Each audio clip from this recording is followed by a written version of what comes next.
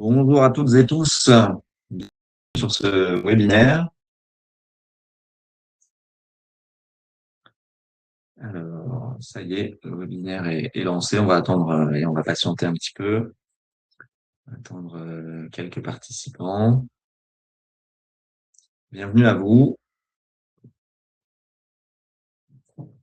Prenez le temps de prendre voilà, un café, un thé, une petite boisson, de vous installer confortablement. On va démarrer dans quelques instants.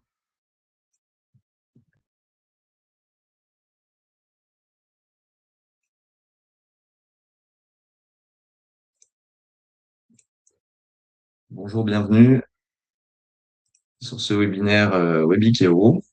On va démarrer là dans quelques instants.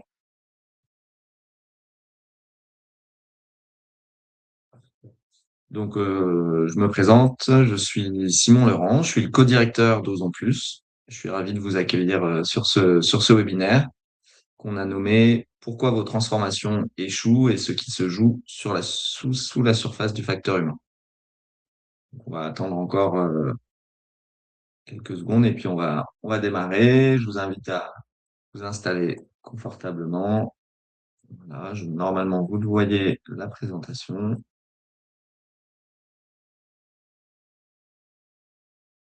Donc, c'est parti, on va lancer donc le webinaire. Donc, pourquoi ce thème de webinaire? Pourquoi le facteur humain? En fait, le facteur humain, c'est un sujet vaste, qui est flou la plupart du temps et qui est rarement réellement défini. On ne sait pas trop de quoi on parle. D'ailleurs, quand on parle du facteur humain, on parle souvent du putain de facteur humain. Excusez-moi pour l'expression. Et donc, c'est plutôt négativement. Ou alors, on en parle tardivement, après coup, quand il y a quelque chose qui a dérapé, qui a échoué, quand un projet n'a pas marché, quand il y a eu des résistances. On parle rarement du facteur humain avant qu'il pose problème dans un projet, dans une équipe, dans une transfo.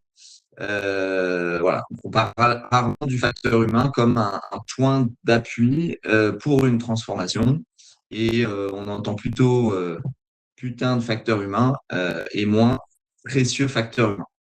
Donc nous, chez Osons Plus, on s'est demandé et si le facteur humain, il était considéré dès le départ comme un appui central dans les transformations, si on prenait soin de ce facteur humain, qu'est-ce que ça changerait dans nos organisations? Qu'est-ce que ça changerait dans les dynamiques de changement?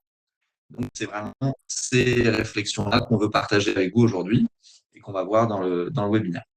Donc, ce qu'on va voir aujourd'hui dans ce webinaire, d'abord, on va poser un constat. Pourquoi est-ce que les transformations, elles échouent souvent et qu'est-ce que ça dit du facteur humain? Ensuite, on va clarifier qu'est-ce que c'est le facteur humain. C'est un terme qu'on entend beaucoup et qui recouvre des choses très différentes. Donc, on va essayer de le clarifier et de le définir ensemble. Et ensuite, on va voir comment on peut agir concrètement à 3 niveaux. Et je vous partagerai des exemples concrets voilà, d'interventions qu'on a pu mener. Donc, je vous précise aussi que cette présentation que je projette, mais aussi les ressources qu'on nomme, peuvent être partagées. Donc, si ça vous intéresse, n'hésitez pas à cliquer sur le bouton Être recontacté qui se trouve à droite de votre écran. Et nous pourrons vous envoyer un mail avec la présentation, les ressources, à la suite du webinaire. Donc, Osons plus, juste avant de rentrer dans le vif du sujet, quelques mots sur nous. Donc, Osons plus, nous sommes une jeune entreprise innovante en sciences humaines et sociales et nous accompagnons les organisations dans leur transformation culturelle, managériale. Nous, notre approche, c'est vraiment développer des états d'esprit, des postures, des compétences, des outils qui nous semblent nécessaires pour coopérer, pour décider, pour agir dans des contextes changeants, dans des contextes complexes. Notre mission, c'est de trouver la manière d'activer ce facteur humain et de développer le pouvoir d'agir des individus, des collectifs pour transformer durablement les organisations. On se positionne vraiment à l'intersection des enjeux RH, stratégiques et RSE, Là où les directions RH travaillent vraiment sur les compétences et les collectifs, les directions stratégiques pilotent les transformations et les directions RSE portent souvent les engagements de transition. Et nous, en plus, on travaille vraiment au milieu, au centre, sur ce qui relie et qui conditionne tout ça, c'est le facteur humain. Notre approche, c'est vraiment de développer les capacités des individus, des équipes, des organisations à se transformer en profondeur. Nous sommes basés à Lyon et à Bordeaux. Nous intervenons partout en France. Et pour vous donner donc quelques chiffres, nous avons accompagné plus de 40 organisations. Nous sommes un organisme de formation certifié Calliope. Donc on a un catalogue de formation. On a déjà dispensé plus de 2600 heures de formation. Et dans le cadre de nos interventions, plus de 4200 collaborateurs ont été touchés, impactés.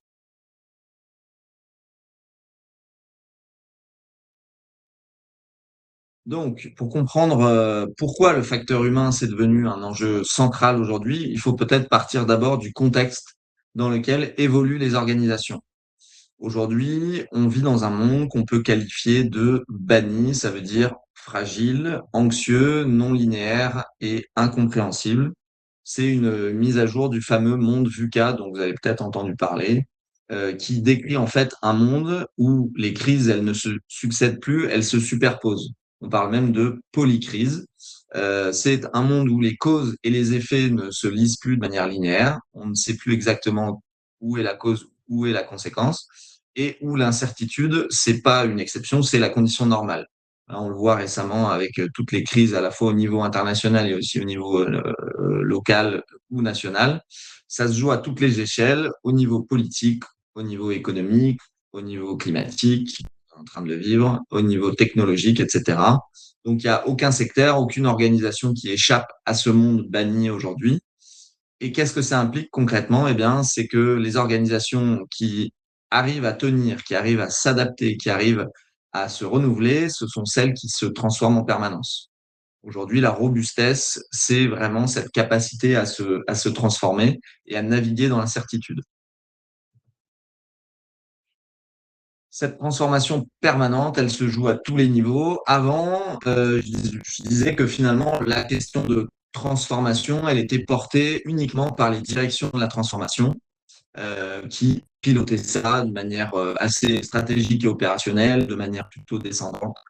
On voit aujourd'hui que la question de la transformation, ça touche les process, les métiers, les outils, les activités, les clients, les secteurs entiers. Et évidemment, tout bouge simultanément. Et au centre de tout ça, nous, on a mis quelque chose qui nous semble important, c'est les postures. Les transformations aujourd'hui nécessitent des changements et des transformations, des postures, des rôles pour faire face à l'inconnu, pour coopérer différemment. Alors, avant de passer à la question de la définition du facteur humain, peut-être je vous pose une question.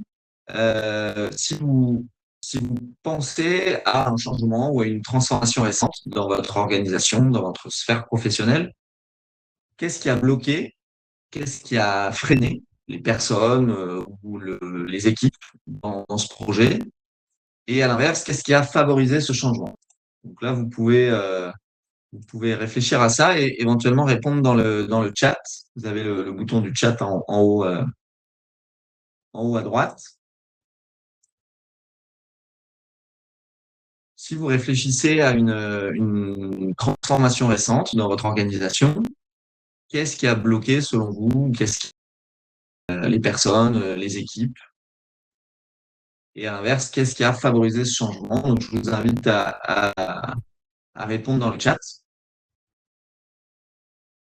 Essayez de voir si il y a quelque chose qui ressort de vos situations.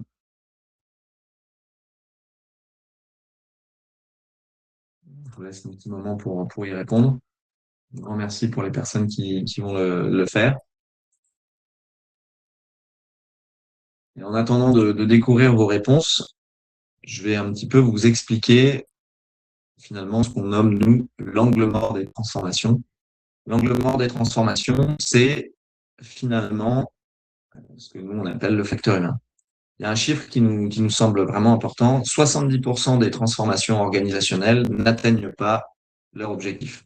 C'est une étude de McKinsey Global Institute qui est régulièrement confirmée par d'autres études et qui explique que finalement, 2 tiers des projets de transformation, donc c'est des réorganisations, des plans stratégiques, des stratégies RSE, des fusions, des transformations culturelles, des changements de modèle économique, des lancements d'activités, etc., n'aboutissent pas à ce qui était attendu. Et la raison, c'est pas forcément un manque de stratégie, d'outils, même de budget et de moyens. C'est un manque d'attention à ce qu'on appelle le facteur humain, en fait. C'est ce qui est pas forcément visible. Donc finalement, c'est l'idée de rester sur cette partie émergée où on vient traiter des symptômes et on passe à côté de ce qui se joue en dessous. Et donc, notre croyance vraiment profonde chez Osons Plus, c'est qu'il n'y a pas de transformation systémique, il n'y a pas de transformation organisationnelle, culturelle, managériale dans les organisations sans transformation des individus et des collectifs. Et ça, c'est une croyance très profonde chez nous. Pourquoi ça? Parce qu'en fait, le facteur humain, donc on va essayer de définir un petit peu plus de quoi on parle. Le facteur humain, on dit le facteur humain au singulier, mais en fait, il recouvre plein de réalités, pluralité de dimensions.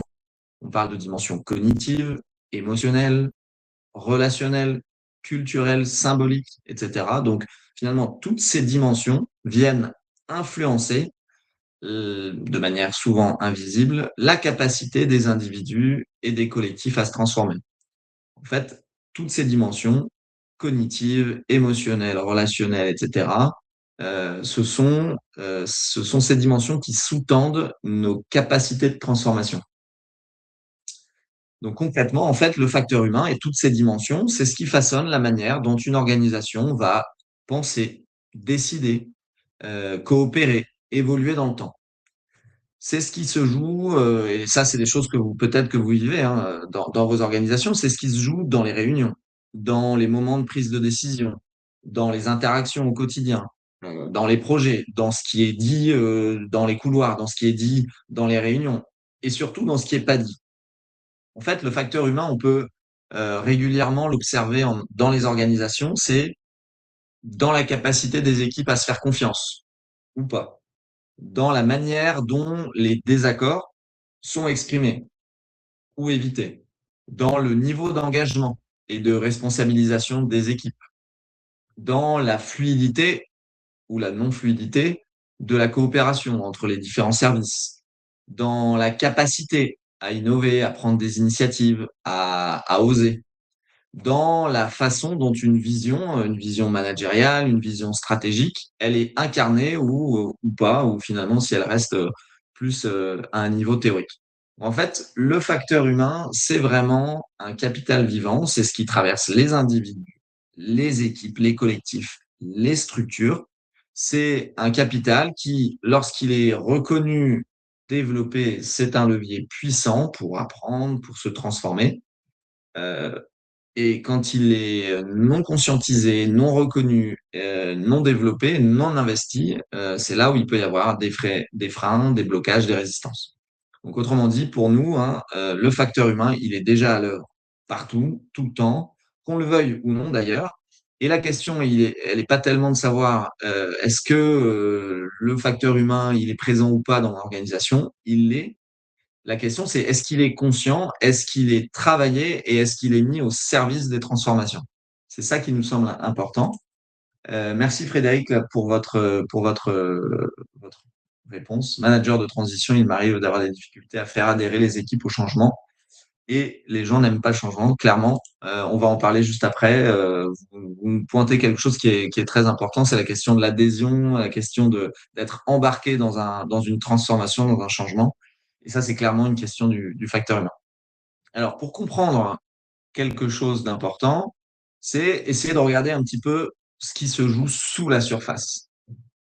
Pour comprendre pourquoi les changements et les transformations, elles bloquent, nous, on repart souvent de cette image de l'iceberg que vous connaissez sûrement.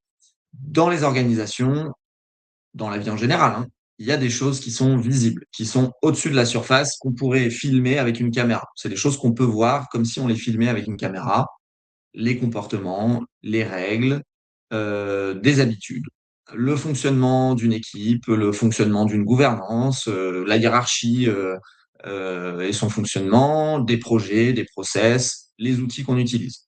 Tout ça, c'est ce qui est au-dessus de la surface. Et sous la surface, on retrouve ce qui est invisible. C'est tout ce qu'on ne peut pas filmer avec une caméra. C'est ce qui est plus profond, plus ancré. Ce sont nos émotions, ce sont nos croyances, ce sont les histoires et les récits qu'on se raconte, ce sont les valeurs et la manière dont on les incarne, ce sont nos codes culturels, nos schémas mentaux, c'est-à-dire s'il se passe ça, je fais ça, mais comment est-ce que dans mon cerveau ça s'applique? Ce sont nos biais cognitifs. Ce qu'il faut comprendre, c'est que la partie invisible, c'est la plus grosse partie, la partie qui est sous la surface, c'est vraiment cette partie-là qui pilote nos comportements. C'est cette partie-là qui pilote la manière dont on interagit, la manière dont on coopère dans une organisation, la manière dont on adhère ou pas à un changement, à une transformation. En fait, cette partie invisible et immergée, c'est elle qui détermine ce qui est possible finalement dans une organisation ou pas. C'est elle qui détermine la réussite pour nous d'une transformation. On va prendre un exemple un peu concret du facteur humain dans les transformations. C'est un exemple peut-être que vous avez déjà vécu. Une organisation décide de lancer une démarche de transformation culturelle. Les équipes participent aux ateliers, les managers relaient les messages, donnent du sens, expliquent. Donc en surface, ça semble bien parti. Les gens affichent une forme d'adhésion, ça fonctionne, les gens sont plutôt partants. 6 mois plus tard, rien n'a vraiment changé. Les réunions se déroulent comme avant, les décisions se prennent comme avant. Finalement, les nouveaux process ne sont pas vraiment intégrés. Les nouvelles normes ou les nouvelles valeurs ne sont pas tellement incarnées. En fait, qu'est-ce qui s'est passé? Ce qui s'est passé, c'est que les dynamiques invisibles, elles ont continué d'agir en profondeur. Cet exemple que j'ai donné, c'est que finalement, à la surface, on a changé des choses, mais ce qui est en dessous, ce qui est sous la surface, eh ben on n'a pas changé les croyances implicites, des phrases que nous, on peut entendre quand on intervient dans les organisations. Ah, ça changera jamais ici, on a toujours fait comme ça. Ou alors, c'est pas mon rôle de remettre ça en question. Ou alors, on est trop gros pour pouvoir faire ça. On n'est pas assez agile. En fait, ces croyances-là implicites, elles ont, pour la plupart du temps, pas été nommées, elles n'ont pas été travaillées. Donc, il peut y avoir des silos qui révèlent un manque de confiance ou des règles implicites non dites. Il peut y avoir des résistances, pas forcément exprimées, mais qui vont se traduire par un désengagement, par une perte de sens. Il peut y avoir un manque d'innovation qui va être lié à une culture qui va pas sécuriser la prise d'initiative. En fait, ce qu'on voit, c'est que si on s'adresse uniquement aux symptômes visibles, on passe à côté de ce qui nous semble être vraiment nécessaire et vital pour la réussite des transformations, c'est les causes invisibles qui sont plus profondes et qui sont sous-jacentes. Donc, lorsque les transformations elles ne fonctionnent pas comme prévu, il faut être attentif non pas à ce qui est visible, aux symptômes visibles, mais bien à la partie immergée, c'est d'aller voir ce qui se joue en dessous. L'enjeu, c'est d'agir en amont, d'intégrer le facteur humain dès le départ, de créer des conditions en fait pour que ça fonctionne, pour aller chercher ce qui est invisible. Donc, d'aller chercher en fait la possibilité d'agir sur ce qui est émergé.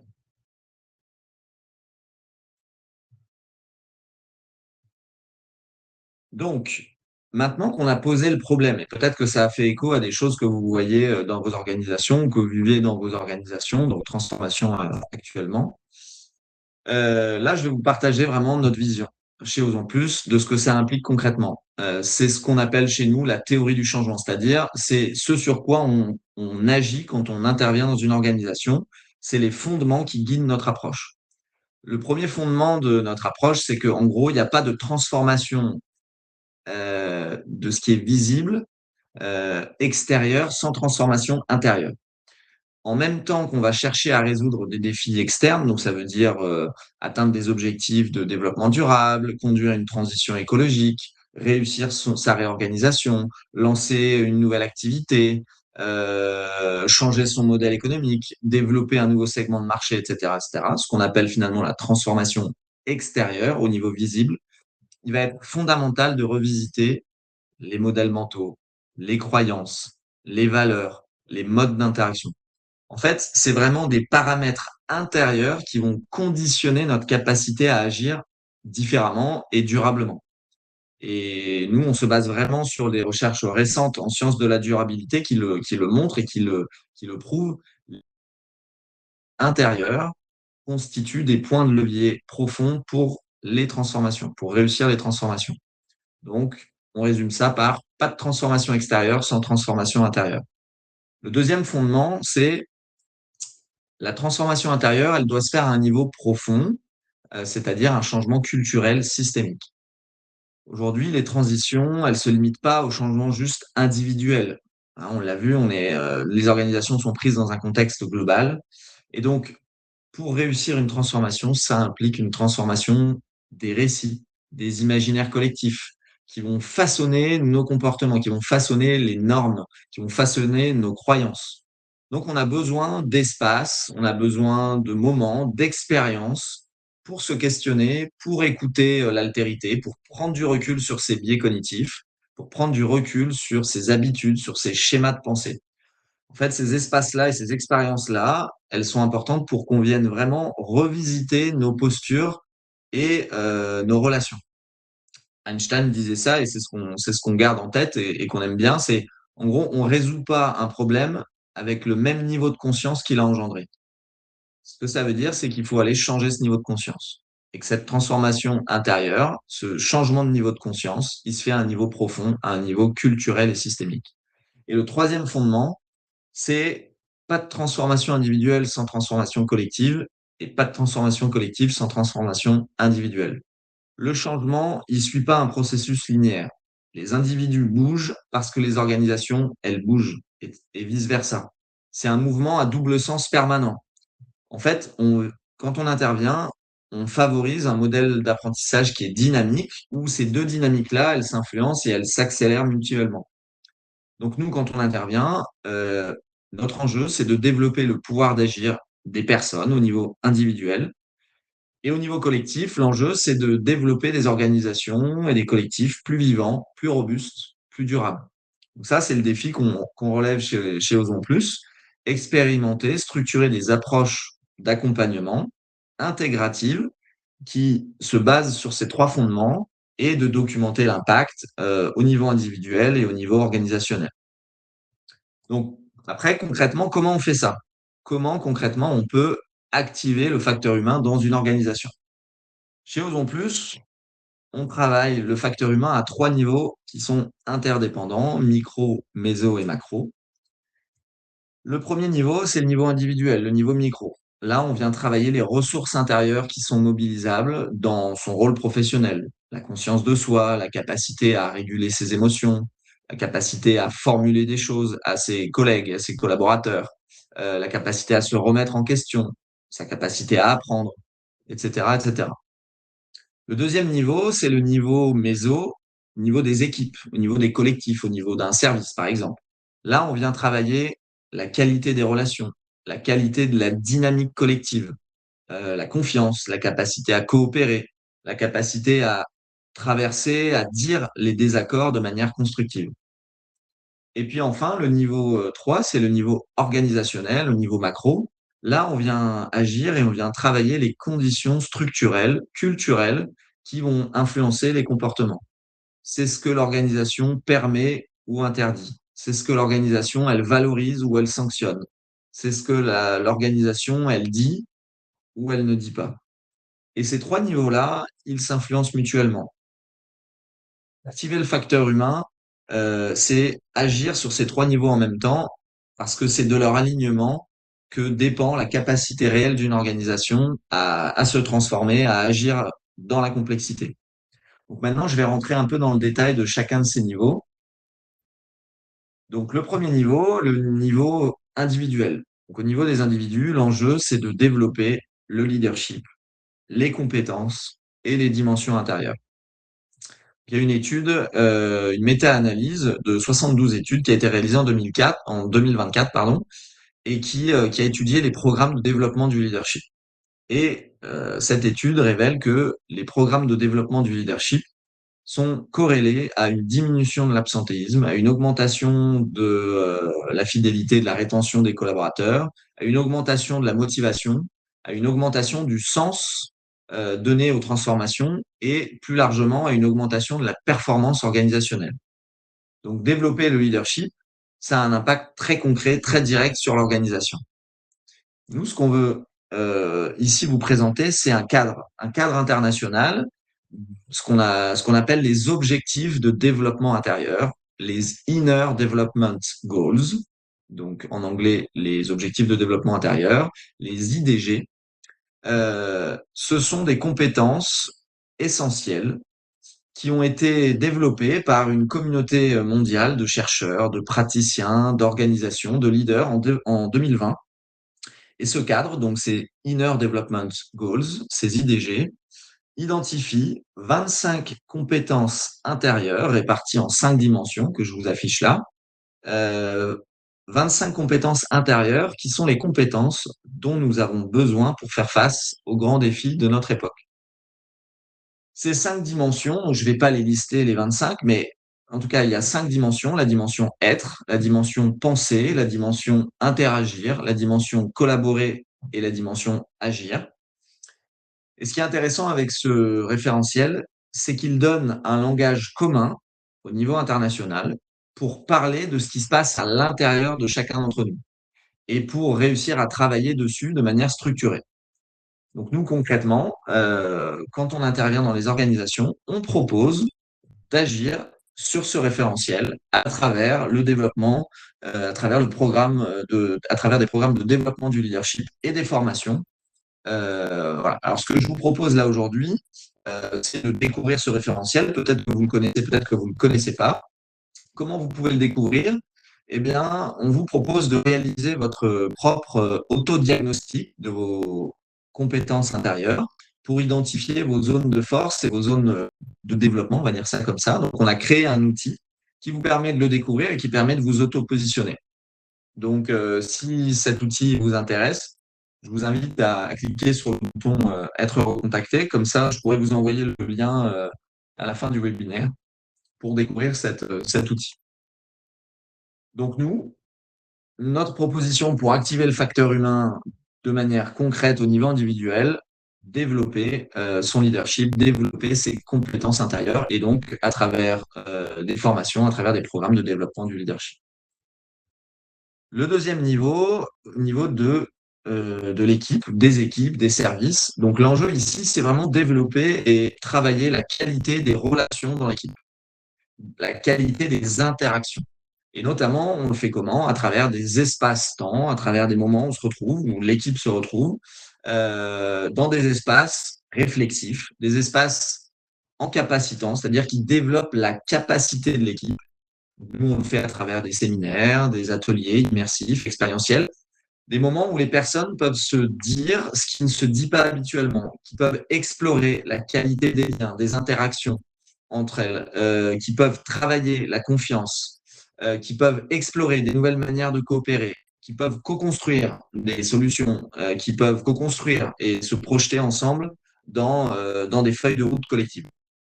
Nous, on intervient vraiment avec notre posture de facilitateur et d'intelligence collective dans les équipes pour pouvoir travailler cette dimension-là. Alors, je vous donne deux exemples concrets là, qu'on a récemment eu, deux interventions. Donc, le premier, c'est APF France Handicap. On est intervenu sur un accompagnement de 6 mois pour travailler avec toute la région Île-de-France d'APF France Handicap.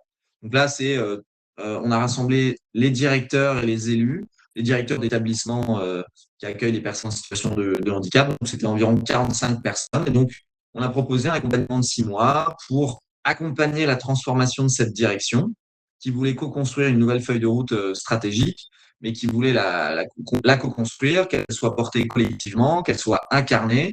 L'objectif, c'était aussi renforcer les liens entre les établissements, créer plus de ponts et de coopération entre les structures. C'était aussi de renforcer les pratiques managériale. Donc voilà, on a proposé un accompagnement pendant 6 mois sur plusieurs temps, plusieurs moments de séminaire, avec des temps de formation, des temps de travail où chacun a pu, voilà, chaque directeur a pu faire aussi un travail individuel. Donc c'est un accompagnement à la durée qui a travaillé vraiment à l'échelle de tout le service, enfin, en tout cas toute la direction Île-de-France d'APF France Handicap. Et un autre exemple, c'est donc une agence Bicorp, une agence initiale, qui est une agence de communication sur Bordeaux. On a travaillé avec l'équipe lors d'un séminaire de 2 jours où voilà, on a d'abord posé un état des lieux, donc un diagnostic de là où ils en étaient en tant qu'équipe, de comment ils fonctionnaient, un peu un diagnostic culturel. Et puis ensuite, eh bien, on leur a proposé vraiment une expérience de 2 jours immersive, collective, pour travailler les liens, travailler la confiance, se donner des feedbacks, se donner de la gratitude, de la reconnaissance entre eux, et puis surtout pour pouvoir construire la feuille de route de l'année qui allait venir. On a intégré à l'intérieur de ce séminaire aussi des retours clients qui ont été partagés. Voilà, l'idée, c'était vraiment de créer des conditions, un terreau fertile pour que au sein de l'équipe, ils puissent vraiment travailler la qualité des relations, la qualité des interactions et puissent se projeter collectivement. Donc, voilà, vraiment à travers des séminaires, à travers des ateliers collectifs qui peuvent être sur un parcours de plusieurs mois, on vient vraiment travailler la dimension collective, on vient vraiment travailler la qualité des liens, de la confiance dans l'équipe. Pour le troisième niveau, donc à l'échelle de l'organisation dans son ensemble, l'enjeu ici, c'est vraiment d'identifier les valeurs, la culture de l'entreprise, la culture de l'organisation qui viennent régir et qui viennent impacter son fonctionnement. Et ces valeurs, cette culture, ça peut être un levier ou un frein dans des démarches de transformation. En fait, là, on vient travailler sur les récits, on vient travailler sur les croyances, sur les histoires, on vient travailler sur les biais collectifs. Ça, c'est généralement très important de le faire avant de lancer une démarche de transformation, de réorganisation, toute transformation même managériale. C'est intéressant de faire ce diagnostic parce que c'est ça qui va nous permettre de détecter quels sont les biais, les croyances qui peuvent être limitées et qui peuvent être des freins dans les transformations qui vont arriver. Et donc, de pouvoir les traiter et de pouvoir ensuite réussir à faire que ces freins deviennent des leviers. Donc, ça, on le fait en intervenant à l'échelle des organisations.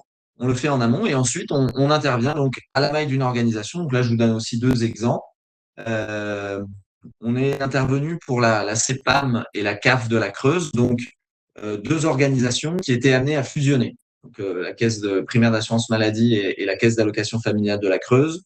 À peu près une centaine de collaborateurs pour chacune de ces institutions qui fusionnent dans un projet de réorganisation. Donc là, on a travaillé un séminaire annuel très important. L'idée, 3 objectifs, c'était de décloisonner les équipes, que les équipes apprennent à se connaître, qu'ils puissent partager aussi les craintes. Donc, on devait libérer la parole, partager les craintes et les questionnements face à un projet de fusion. Et puis l'idée, c'était de faire adhérer, embarquer tout le monde sur ce projet. On peut pas faire adhérer et embarquer juste en expliquant bien un projet. On a besoin d'avoir des espaces où les gens ils plongent à l'intérieur de ce projet-là, ils partagent leurs doutes, ils partagent leurs craintes, mais ils partagent aussi leurs envies, leurs motivations pour qu'ils en soient acteurs. Donc, on a vraiment travaillé ça sur ce séminaire-là. Ça a été un moment fort où à la fois les collaborateurs, les managers ont pu réussir à partager ça pour pouvoir mieux embarquer derrière. Euh, Très important. Et puis un autre exemple, le SILAE. Donc SILAE, peut-être que vous connaissez, hein, c'est cet acteur de la paye, environ un, un bulletin de salaire sur 5 en France aujourd'hui est proposé par SILAE. Donc c'était il y a l'année dernière. Donc on a proposé un séminaire qui vient la cohésion, l'interconnaissance, mais surtout l'idée c'était de travailler la culture, faire émerger des valeurs suite à des changements de gouvernance. Il y avait besoin et puis surtout d'intégration de nouvelles structures à l'intérieur de rachat d'organisations. Il y avait besoin de pas simplement dire quelles étaient les valeurs, mais plutôt de faire émerger les valeurs depuis le terrain, depuis les collaborateurs. Donc, on a organisé un séminaire pour pouvoir vraiment partir de ce que les gens vivaient au quotidien, de leurs pratiques, de leurs expériences, pour pouvoir ensuite ben, faire émerger, co-construire ces valeurs directement. Donc, c'était intéressant de partir du terrain, partir des humains. Donc voilà un petit peu voilà, des interventions et des cas un peu concrets qu'on a pu mener là, ces derniers temps. Alors, de manière assez concrète, pour aller plus loin maintenant, donc on a vu en fait ensemble, bon, c'était quoi la notion de facteur humain. On a parlé des trois niveaux, au niveau individuel, au niveau des équipes, au niveau collectif, puis au niveau des organisations. De manière assez concrète, ce qu'on vous propose là maintenant, eh ben, c'est de pouvoir aller un peu plus loin, de creuser si ça vous intéresse. Si ça vous intéresse, on vous propose plusieurs pas que vous pouvez engager. Le premier pas dont je vous ai déjà parlé, c'est de réaliser votre autodiagnostic sur vos compétences intérieures, sur les IDG, les fameuses Inner Development Goals, objectifs de développement intérieur, pour voir où vous en êtes, où sont vos forces, mais aussi où sont vos axes de développement, de progrès. Cet outil d'autodiagnostic, il est assez intéressant parce qu'il vous fait découvrir le cadre des IDG, mais en même temps, il vous donne aussi des pistes concrètes pour pouvoir vous continuer de vous développer. La deuxième chose, c'est, ben, si vous le souhaitez, consulter notre catalogue de formation. Nous, on a axé vraiment notre catalogue de formation sur le facteur humain. Et donc, on propose des formations en inter-organisation ou en intra-organisation pour développer certaines compétences spécifiques qui peuvent être soutenantes dans vos processus de transformation. Vous pouvez également, on a lancé récemment une newsletter dédiée à la question du facteur humain qui s'appelle Sous la surface, dans laquelle on partage des ressources, des articles, des outils sur le sujet du facteur humain tous les mois. C'est une newsletter mensuelle. Voilà, la prochaine va sortir la semaine prochaine. Donc voilà, si ça vous intéresse, vous pouvez vous abonner à cette newsletter.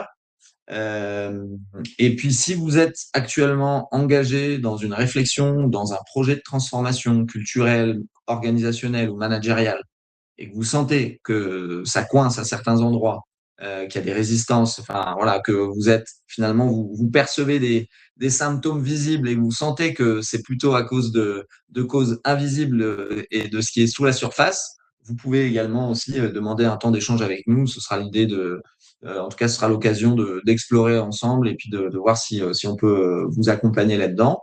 Donc, moi, je vais vous faire un email avec tous ces éléments, le lien vers l'autodiagnostic, le lien vers le catalogue de formation, le lien pour vous abonner à notre newsletter. Donc, si ça vous intéresse, n'hésitez pas à cliquer sur le bouton être recontacté.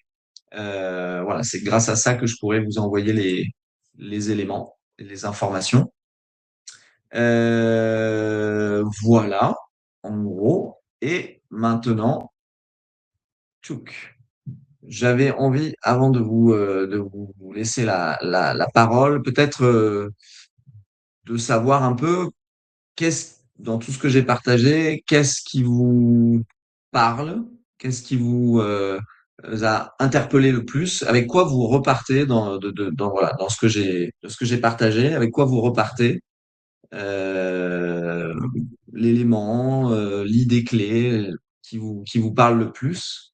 Voilà, n'hésitez pas à le partager dans le chat. Ça me permettra de voir ce qui vous a semblé le plus important ou le plus intéressant dans ce que j'ai partagé. Le chat.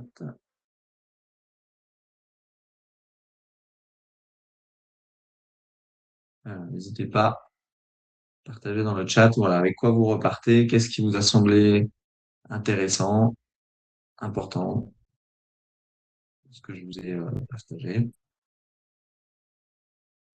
Et puis, si vous avez des questions aussi, évidemment, je serai là je continue à être en ligne pour pouvoir y répondre. Avec grand plaisir. Si vous avez des questions précises sur un élément que j'ai expliqué, si vous avez des questions autour de votre situation à vous, n'hésitez pas à me partager dans le chat. Voilà, un élément que vous avez retenu qui vous semble important et un élément ou une question s'il y a quelque chose qui est pas clair pour vous. N'hésitez pas.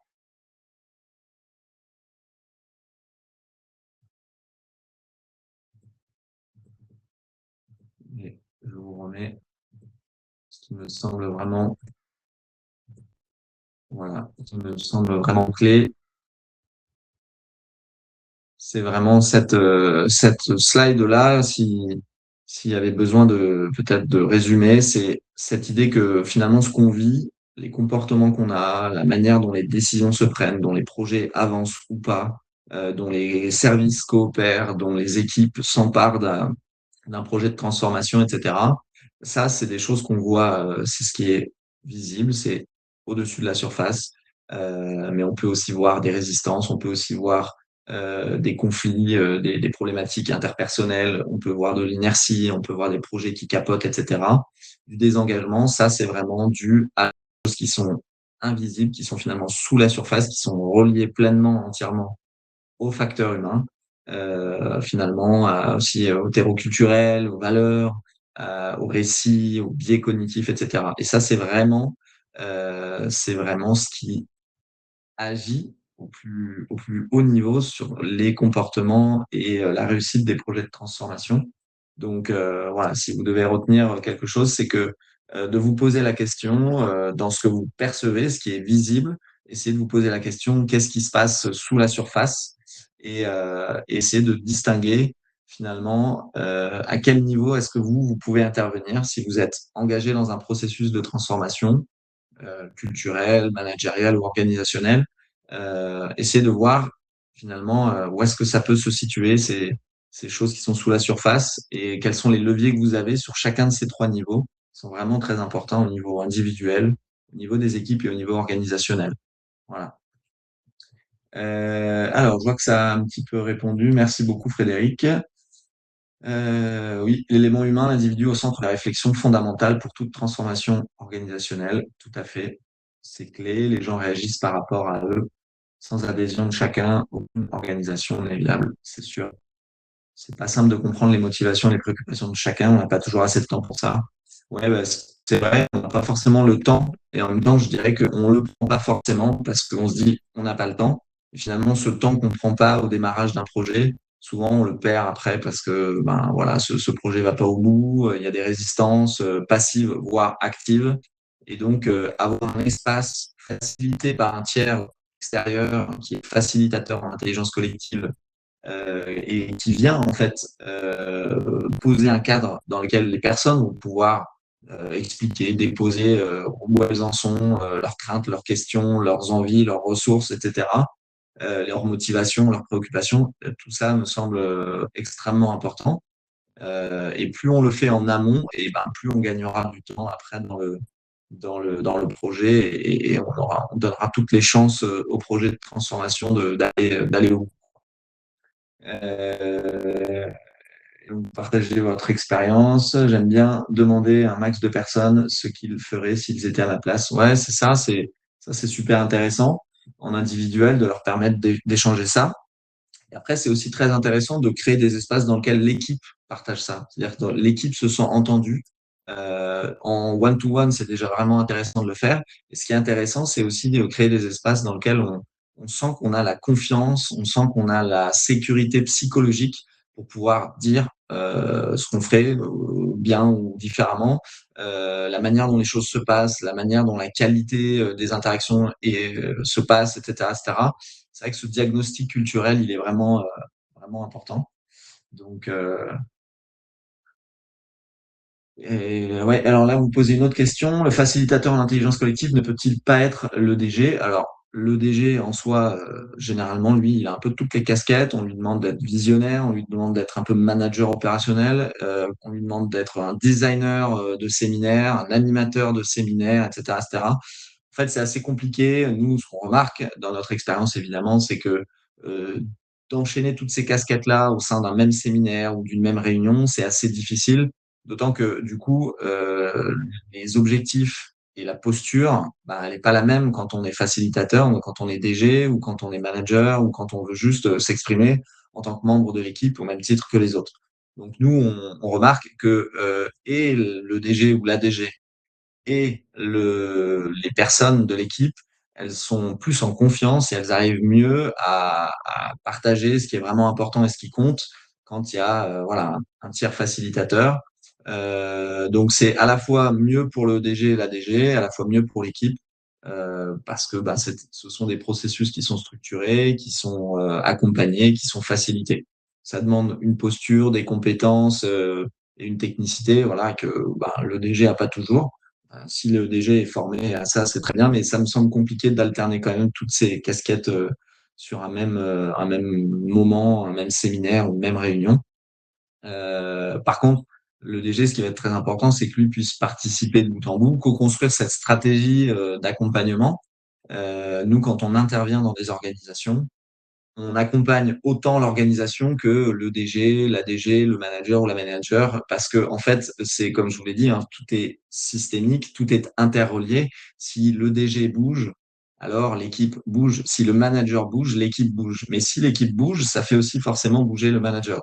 Donc tout ça étant très systémique, c'est vrai que nos accompagnements, ils interviennent généralement sur ces trois niveaux et on aime bien accompagner de manière intégrative et holistique quand on intervient.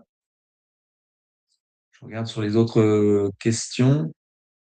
Peut-on trouver ou former un facilitateur en interne? Oui, tout à fait, c'est une très bonne question. Nous, on accompagne les organisations. Généralement, notre objectif, c'est qu'elles aient plus besoin de nous au bout d'un moment. Et donc, ça dépend de la taille de l'organisation, bien sûr, mais généralement, pour des organisations qui sont, je dirais, peut-être à partir de 20 personnes, hein, c'est pas énorme, mais à partir de 20 personnes, ça a tout son sens d'avoir une personne qui a cette capacité, qui a cette compétence, cette posture à faciliter ces espaces-là. Nous, on forme, on a voilà un catalogue de formation et on forme à cette posture de l'intelligence, d'animation de la posture d'intelligence collective, de facilitation, euh, d'accompagnement et d'animation des dynamiques collectives. Donc, on le fait. Et donc, on a des managers ou on a des chefs de projet, des responsables de service. Parfois, c'est le DRH, parfois même c'est le DG qui se forme pour, voilà, pour pouvoir embrasser cette posture, ce rôle-là. Et après, quand les organisations sont plus grosses, ça nous arrive aussi de proposer dans une étape d'accompagnement, sur la fin, je dirais, de former un pool de facilitateurs internes. C'est souvent des personnes qui sont motrices, sont souvent des agents de changement internes. C'est des personnes sur lesquelles il faut s'appuyer. Ce sont des leviers. Ces personnes-là, elles veulent que les choses bougent, elles sont motrices, elles ont de l'énergie. Donc, quand on les accompagne, qu'on les outille, qu'on les forme, après, en fait, elles deviennent le relais et finalement, ça devient un pool ressources sur lequel s'appuyer pour après tout type de transformation. Donc là, pour vous donner un exemple, nous, on est lauréat d'un marché pour l'ADEME où on vient former 4 fois par an. On a des formations que pour des collaborateurs de l'ADEME, donc des directeurs d'agences, des directeurs de région, des responsables de projets, etc., qui se forment à la posture de facilitation en intelligence collective pour ensuite pouvoir le déployer dans les projets, dans les équipes, voilà, en interne ou avec leurs partenaires externes. Et donc, pendant 3 ans, voilà, comme ça, on accompagne l'ADEME à vraiment internaliser cette compétence, cette capacité-là. Donc oui, tout à fait, une bonne réflexion. C'est tout à fait pertinent, d'autant que c'est aussi valorisant dans le parcours professionnel de la personne ou des personnes d'avoir une ou deux ou plus en fonction de la taille de votre organisation. Donc oui, c'est tout à fait ce qu'on propose. C'est tout à fait pertinent. Alors, si vous n'avez pas, je vois qu'il n'y a pas d'autres questions ou d'autres réactions. Écoutez, voilà, oubliez pas de cliquer sur le bouton être recontacté là si vous souhaitez que je vous envoie un mail avec le diagnostic IDG, le lien vers notre catalogue de formation, voilà. Vous avez le lien vers notre site internet, vers notre page LinkedIn. Vous pouvez nous retrouver et puis vous avez mon email si vous souhaitez qu'on échange, voilà, sur votre contexte, sur vos enjeux actuels dans votre organisation, voir si voilà, il y a matière à explorer vos enjeux. Ce sera avec grand plaisir, n'hésitez pas. Et puis, bah, écoutez, je vous souhaite une belle fin de journée et puis au plaisir d'échanger sur ces questions du facteur humain, en tout cas. Donc, un grand merci à vous d'avoir suivi ce webinaire. Je vous souhaite une belle fin de journée. Au revoir et à bientôt.